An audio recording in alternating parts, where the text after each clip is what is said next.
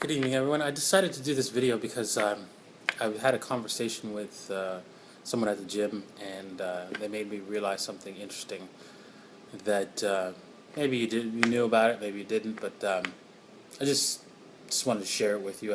I was talking about my favorite subject, which is the coming economic collapse of the financial system, and we were talking about the bail-ins, right? And the bail-ins are how if you go out and to your bank here in Canada at least and ask them for gold, they'll tell you, hey, listen, why don't you buy certificates, gold certificates, and basically those certificates are liabilities on the bank sides, and you're betting that the gold will go up, they're betting that the gold will go down. So really, they don't go out and buy gold for you when you purchase those gold certificates and from the bank, right?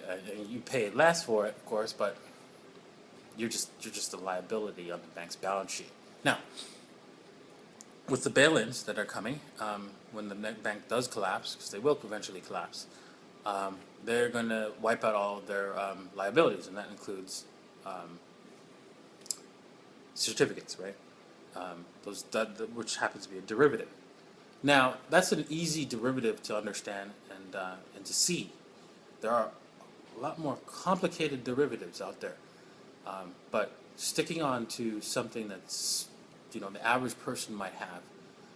Let's just say you have some sort of insurance payout from the bank, or annuities, or some sort of payout through insurance that the bank is running. Right? Before Glass-Steagall Act had been removed, banks could not get into the business of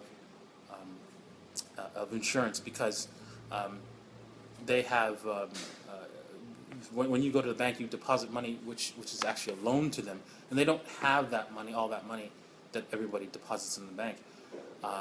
This is why the Glass-Steagall Act was invented, so that because they don't have they don't have all the money, they have you're just a liability on the bank's balance sheet.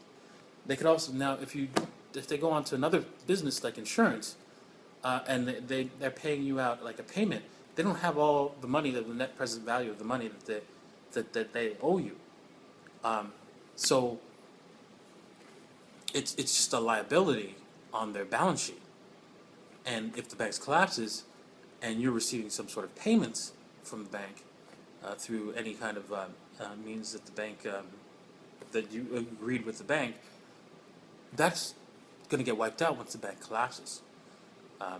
Now, with the bail-ins, of course, the bank's not going to collapse, but your liability will be wiped out with their balance sheet.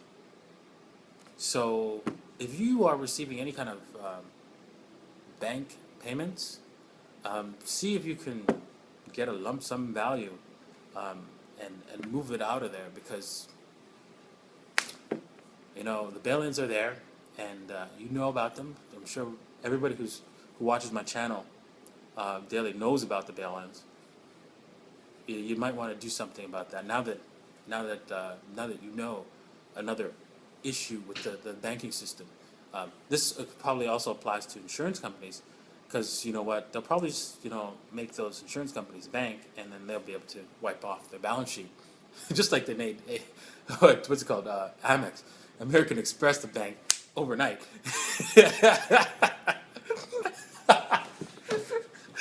They're going to do that for insurance companies, and then they'll be able to wipe out all their liabilities. Right? So, something to think about.